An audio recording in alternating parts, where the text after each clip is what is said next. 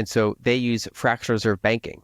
And one of the ways they kind of quote unquote fix issues in fractional reserve banking is to print more money.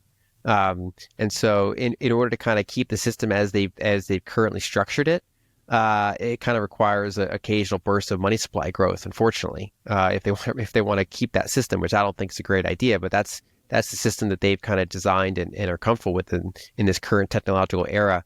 And then the other one is, like I mentioned before, that they have these pressures of spending and taxing, and inflation, perpetual inflation, even though it's unpopular for people, it's not necessarily as unpopular sometimes as a transparent tax increase. It also allows the cost to be somewhat deferred. An example I like to use is that when America polled people, should we go and do our war in Iraq? Over 70% of people said yes, we should.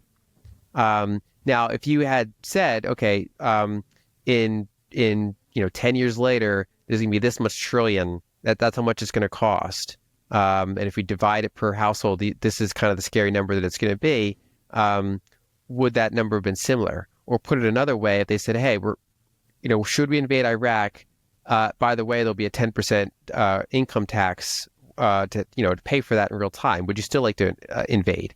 The answer probably would have been quite different. And so basically, politicians on average, do their best to try to defer the cost of things they want to do, make them more opaque.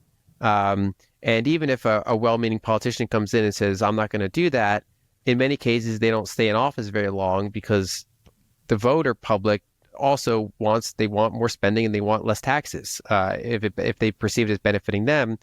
So they say, well, this person is not meeting my goals. I want this other person. And then often they turn to those more opaque ways of doing it. So it's kind of like this gradual accumulated error in the system.